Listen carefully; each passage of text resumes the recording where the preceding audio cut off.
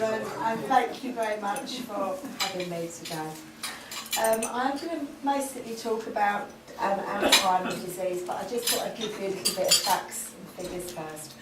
Alzheimer's is a disease that is a form of dementia. There are actually 105 different types of dementia, and you can have more than one at once. It cost the NHS last year approximately about £17 billion. Havering has a very elderly population, and therefore we have in London, Havering has the highest amount of dementia. We have about 4,000 people over the age of 65, and we have 100 younger people which we class under the age of 65. And Alzheimer's disease goes on the younger onset type of dementia and over 65.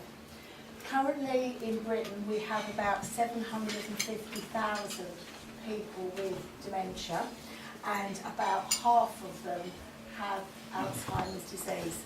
50% of all people with dementia will have that disease. We have about 18,000 people under the age of 65. So, you're all wondering about Alzheimer's disease.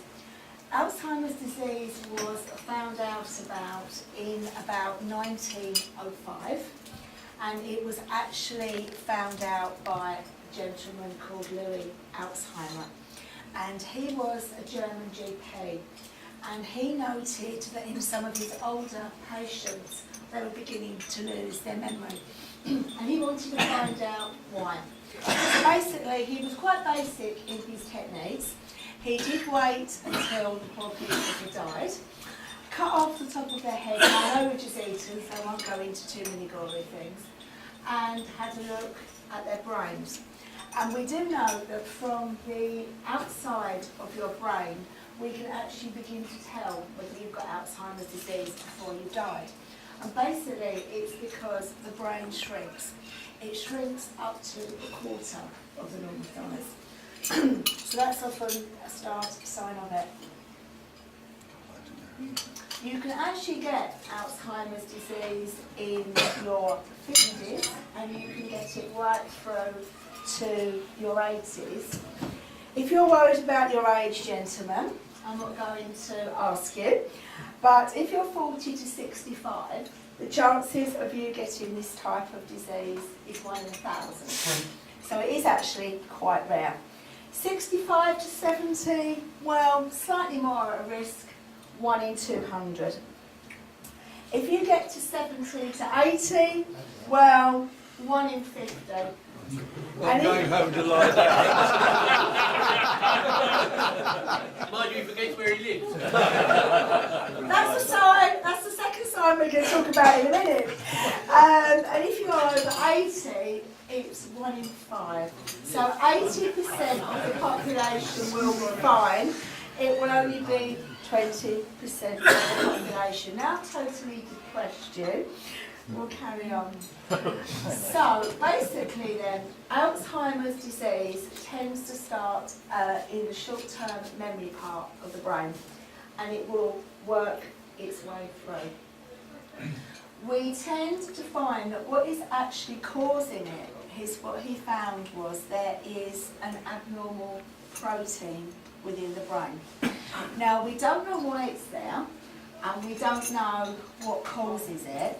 But the protein becomes plaques and tangles. So for us ladies that are here, if you think about tangles of hair and things like that, under a microscope it quite often look like that. And the plaques look like bits of spaghetti if you chop them up small. So we actually find a protein within the brain is plaques and tangles. But we cannot actually find those plaques and tangles until you die. So we can't see them until post-mortem. Now this abnormal protein within the brain causes a chemical imbalance, and that chemical imbalance is what actually affects your memory. And obviously because the protein is there, it also we find within the brain that the brain cells die. So that is why the brain actually shrinks. We cannot put a time on how long you will have Alzheimer's disease, but on average it is usually 8 to 15 years from diagnosis. But everybody is different and everybody responds to medications and things differently. So, someone said about they can't get home.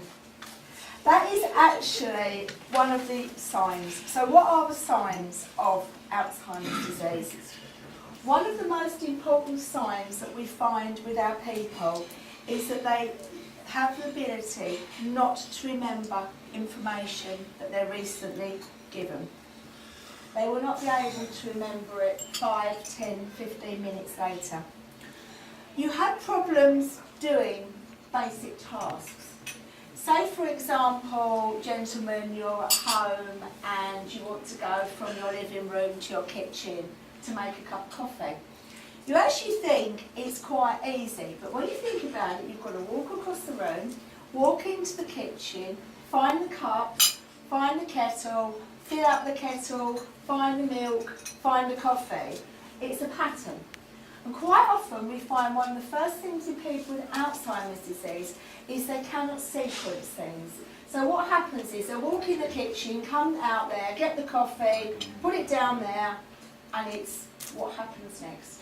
So they may start back in the beginning again, or they may be stuck from there. People with Alzheimer's disease will have problems with language. They will have problems remembering simple words. And sometimes, as the illness goes on, they will substitute the wrong words. So sometimes it becomes very difficult for us to understand what they are saying. People with Alzheimer's disease as well often have problems with knowing time and space. So they will be going out, as we said, over there to our gentleman over there, and they will go out and not remember how to get home again. So that can be a sign. They will have poor judgment. They will not be able to judge things. So sometimes we find that people might start giving away money. They've lost their judgment of should they be giving it away, should they not. Sometimes we find as well the judgment can be affected with things like inappropriate dressing. They may wear loads and loads of layers of clothes in the summer. What we tend to find is as well, people with Alzheimer's disease have problems doing complex tasks. Particularly if they're good at maths, adding up, things like that, they often find that they lose the ability to do those mental tasks. So that can become a major problem. Misplacing things. They will tend to misplace things and put them in away. I'm going to put it away safe, so I won't lose it. But as the time goes on, they will misplace things because what happens is they look for visual clues. So one of the most classic things that we tend to find is people will not put milk in the fridge. They will put the milk in the washing machine because most washing machines are white and the fridge doors are white. So sometimes we will find shoes in the fridge. Things like that. We are not doing that yet. So having any form of dementia, whether it is Alzheimer's or anything, is a physical process going on within the brain. But the emotional effects of having these illnesses is very, very large. So we do find that people have quite bad mood swings. They may be very upset 1 minute, very happy another. If you think about losing your memory, particularly your short-term memory, how difficult do you think it's going to be? You're not going to remember your family. You're not going to remember your friends. Quite often, you will get stuck in time. So you may believe that you are 50 still. So that can be a great problem. You lose initiative. You lose a feeling that you want to do things. You become very, very passive. I'm quite often sitting there and people think, oh, people with dementia are lazy. People with dementia aren't doing it. But if you are, all these illnesses, whether it's Alzheimer's or any other form, is a form of brain damage. It is the brain losing capacity. So it's not the factor that they don't want to do it, they can't do it. People's ability with Alzheimer's disease will vary. And we tend to find that in the morning, they probably will be more able to do things first thing in as the day goes on. But if we think about it, we've said that Alzheimer's is a form of brain damage, which it is, and they have less brain cells that are able than what we have. What they have left that is more able has to be used a lot more. So what happens is the ones that they have got left become more tired. So we call it the sundowning principle. But quite often people with dementia after 3 o'clock perhaps won't be able to communicate with you anymore. They're not going to be able to do tasks for you. They're perhaps going to get more agitated. You might get more challenging behaviour in that time.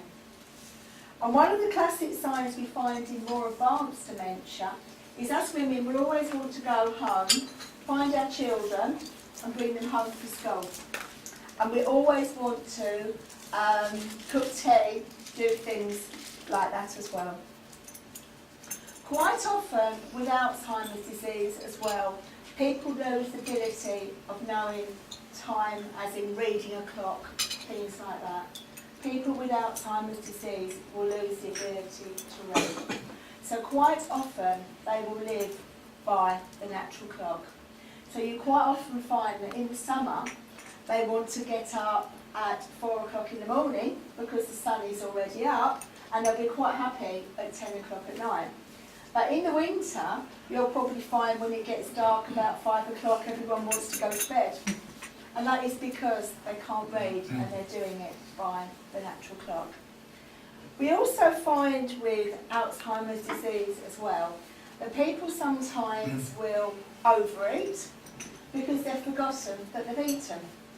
So you might want to eat 3 breakfasts in the morning instead of 2. So that can have a problem, or it might go in the later stages. Sometimes we find when people cannot communicate and they're losing their ability to talk, then they have problems with their swallowing reflexes.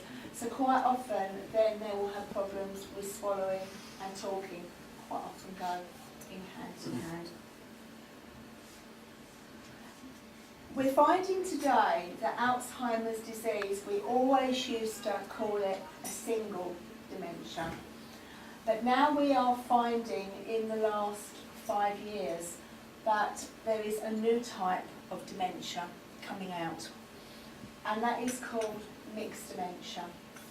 And that is where we have 2 types of dementia at the same time. One is Alzheimer's disease, and one is called vascular disease. And that basically is small clots that go through the brain. When they stop, they kill off some of the brain cells, and then the clots go out the other side. Sometimes it's one single clot, sometimes it is more than one. So some people now we're finding are having 2 dementias from the early stage, and that is called mixed dementia. So you're probably all wondering now, how do we diagnose this? How are we going to find out whether you've all got it? Yes? And I bet, what is the classic, everyone thinks, why is it that I go up to the top of the stairs and I get up there and I think, hey, why am I up here? I do it. That isn't dementia. When you get down to the bottom of the stairs, it's usually when you tend to be rushing around, you relax, you go down to the bottom of the stairs and hey, what happens? You remember what you went up there for, didn't you? Right, okay. So how do we diagnose it? Well, what we do first is anything physical can affect your memory. So if you've got an illness, say like a thyroid problem, a diabetes problem, water infection, chest infection, anything like that, that either you know you've got or you don't know you've got it, those things can affect your memory. So one of the first things that we do is we send everybody to their GPs and we ask them to do a full medical, to go into x-rays, bloods, everything. If then the doctor finds there's something wrong with you, or something that you've already got that is not being treated properly, we would ask the GP normally to treat it for 8 to 12 weeks, hopefully to try and get it on an even keel. And hopefully then the memory should return to a better level.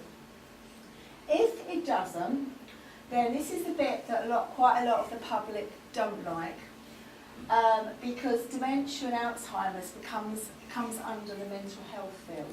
So everybody always thinks that they're going to be put away, locked away if they come and see us, you know, but that is far, far from the case. So normally then they're referred to a psychiatrist, and normally they come out of Mascall's Park, which was the new Old Worley. But they see people in the community. We don't see them in the Worley as such. And then they will take a history from the person, but bear in mind if you've already got a memory problem, it might not be truly exact. So we tend to ask for a family member or friend to go with them to take a history from both people, because it might vary, but it gives us a good background of what is going on. From then, after that, one of the things that we do is we do brain scans. And we obviously are looking into the brain to see where the damage is, what type it is, and where it is. Because, say for example, with Alzheimer's disease, as I said earlier, it will usually go through the memory part of the brain and work its way through the brain. So when we are looking for a diagnosis, we will quite often find damage throughout the brain, or it appears to be spreading. With something like a vascular disease, we talked about the clots earlier, there's just little bits of damage here and there. So things like that, and if it's like a frontal lobe type, the front of the brain will shrink. So the brain scans are very, very important. And sometimes we actually look at the blood flow to the brain as well, because that can be having effect as well. And then the doctors do some other tests as well. We will do some memory tests on you. And one of them is called the mini mental state exam. And that's been in the news this year. I don't know if any of you have seen on the television this year, there's been a lot of controversy about the drugs that we use in Alzheimer's disease. NICE is the government's, I'm going to say so-called experts because I'm a bit like that. They decide what drugs we can have and when we can have them. And they're now saying that for the drugs for Alzheimer's disease, that they're going to be prescribed later than earlier. And I feel that is not right, because quite often our clients can be at home 8 to 10 years with their families. And working with dementia now, that I probably have done for about 20 years, I think I know a little bit. And I think really that is going to have a negative impact on the NHS, people themselves, because they're going to be going downhill earlier before they actually get the drugs, when they should get them earlier. So there has been a lot of controversy this year, and the Alzheimer's Society and us and the doctors have been saying that we still don't agree with the guidance. So that is something that has been happening. Because we have so much dementia in Havering, as I said earlier, I work with Age Concern, we have about 900 families on our caseload. And we support families before, during and after the loss of a loved one. And at the moment, people don't realise that they think dementia is for very much older people. But we do have people in their 40s and 50s that are being diagnosed with it. So we have a younger persons group which meets on a Thursday. And I think today they've gone to the pub and out to lunch, which I thought was quite nice. We have lunch clubs for people with dementia. We have carer support groups where the carers can come and talk about problems and things they want. We have an educational programme that we run for carers as well. We have a newsletter that we send out. And where I'm based at Regarth Avenue, we also have a library. So professionals and things can come in and use our library there. All our families are supported by information advice workers who go out and work with the families, and sometimes when you're having a really bad day with someone with Alzheimer's, say, and you've really just had enough and you want to have a good scream, who do you have a scream at? You can't scream at your kids, you can't scream at the other half because they don't understand why the carer's getting really cross. So sometimes it's just having that ear to ring up and say, I'm really active, someone's put this in the cupboard and all this. So that really works really, really well. So we have that sort of service as well. So we do quite a lot within the borough for people with Alzheimer's disease and other dementias. Has anybody got any questions, or I just... I think that I don't think it's usually because we all have a bit of a laugh at various times. No, that's fine. Because we see all the faults you've wrong. But, That's okay. I've got an MSc with me. I'll see him after. I'll do his score. When I've read various articles regarding Alzheimer's, Right. there's never been any suggestion as to what you can do prior to getting it. Right. Some have said read, some have said do certain calculations. Is there any truth in any of these things would help, or do you know that these things would help? Right. Alzheimer's disease can run in some families. I can't stick a needle in your hand and say you're going to get it, but there is a genetic trait within some families. What we say is there is a particular group in society that gets Alzheimer's disease particularly early, and that is people with learning difficulties, particularly with Down syndrome. But one of the most important things is when you get a diagnosis of it, is to get it as early as possible. Because obviously then we can put support networks and things in. But it's very important when you're diagnosed to keep and do everything that you always did.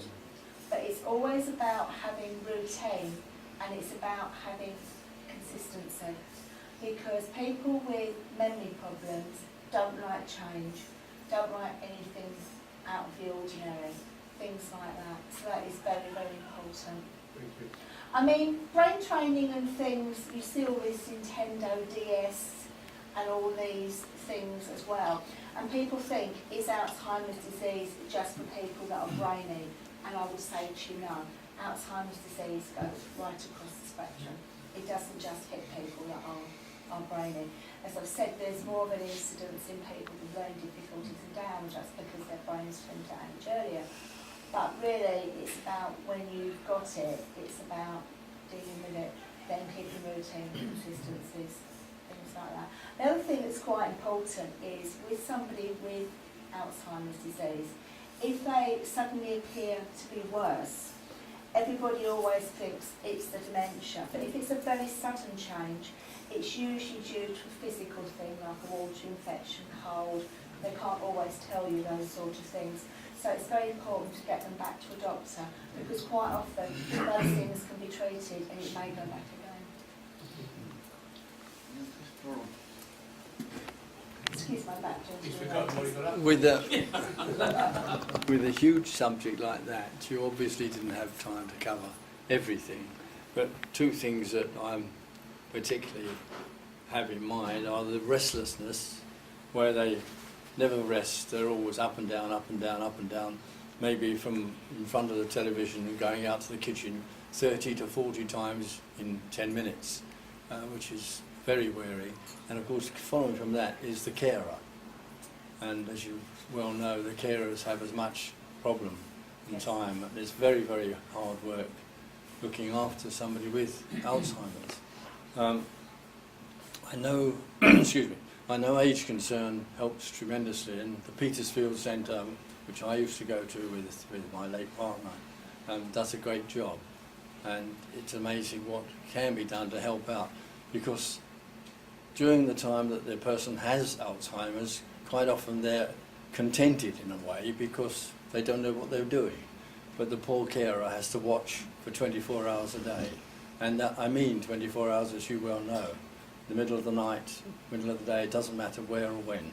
So they are doing an extremely good job. I wish I'd had the chance to give you a vote of thanks, but Tony's doing it instead. So anybody else got any other questions? Just something else which I noticed in some of my Alzheimer patients, very commonly in fact, that they accuse other people of stealing from them, members of their family and friends, and it's very difficult to get these people to understand that people are not doing it on purpose, they're doing it because they have a disease. That's right, yes. Quite a number of my patients lost very good friends that way, because and I tried to explain to their friends they wouldn't have it. Yes, they do. That is a classic thing, because they can't remember where they've put things, so they believe that somebody else has taken it. We tend to find that in the early stages they tend to buy a lot of extra things like 2 or 3 kettles, shoes, and they'll put them around the house and things to stop that. But later on, as the dementia moves on, then yes, we do find that is very classic. And to be honest, if you're a carer, having someone with dementia, you truthfully find who your friends are and who they aren't, because you're going to lose 75% of your friends, because they won't want to do it. Because even though in today's society there is still a huge stigma against these types of illnesses, which is extremely rare, and that's what we're trying to battle against all the time. My role within the dementia team, as I was kindly introduced, I'm a nurse originally. I go out and work in nursing homes, residential homes, hospitals with staff, as well as running family support groups, and going out to a wide range of groups and talking about what we do and what dementia is, because I think it's very important that we do arrange awareness of what it is. I mean, we've only talked about Alzheimer's today, but it is very important to sort of do that awareness, because we do need people to come forward for diagnosis, and a lot of people still today don't, which is very sad. But going back to the carers side, wandering and that is one of the most difficult things with Alzheimer's disease, and is a classic thing. And it basically is because emotionally people with Alzheimer's disease feel that it's very foggy. The world becomes extremely hazy. You don't know who you are. You don't know who you are as a person. You feel very negative about yourself, and that's why wandering behaviours are usually for that reason. And that's why when we're dealing and treating with people, we should be as positive and not negative with them as possible. Well, I think the best thing to do is to thank you, but ask really Tony, who has a choice, he would often know things. Remembers.